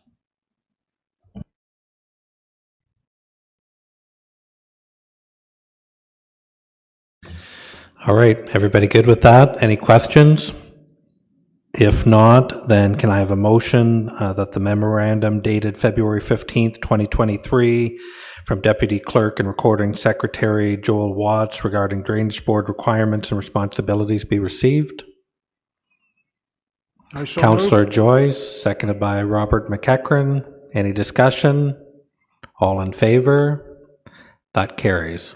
Okay, so just before we adjourn tonight, I just want to, Mike, in part of their orientation package, was there mapping of the existing municipal drains and their names and everything? They've all got? Through you, Mr. Chairman, yeah. So the new board members, as part of their package, did receive nice wall-hanging posters of all the municipal drains. Perfect. Thank you. All right. If there's nothing else, who needs an alibi? Councillor Ashmore? Go ahead. Sure. Through you to Joel. When we talked about this, the Drainage Act is sort of the constitution that you follow through your, for all the members here. And would it be possible if each one of us had a copy of that, or is it something that can be downloaded? Not that we're expected to read the whole thing, but it's sort of what governs the whole board here. Go ahead, Mike.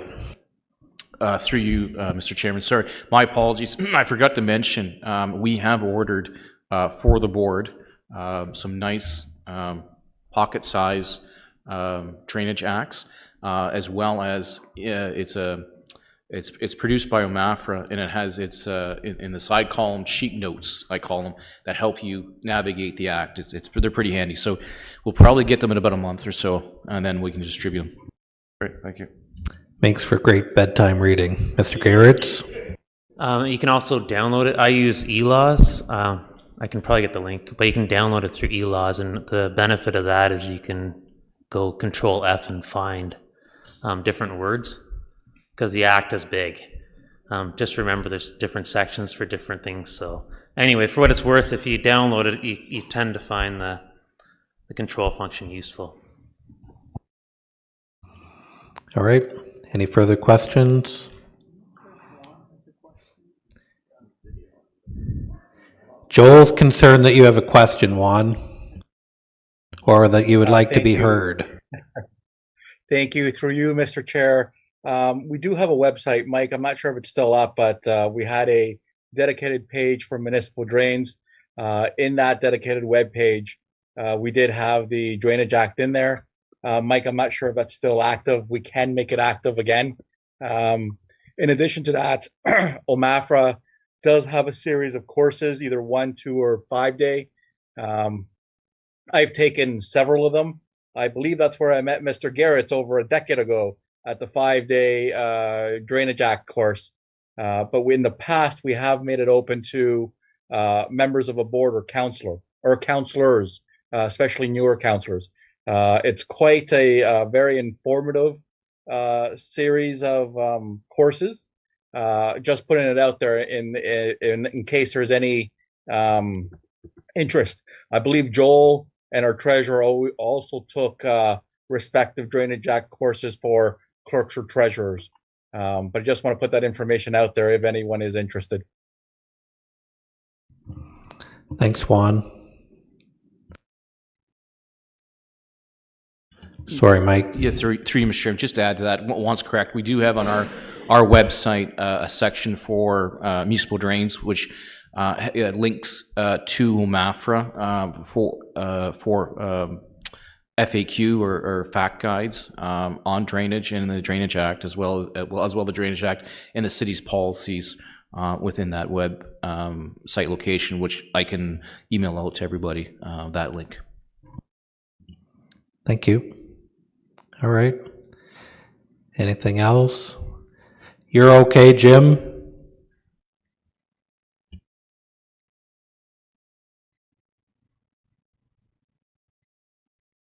I think you're on mute, Jim. Yes, no, it's the internet, but yes, I'm okay. Good, thank you. All right.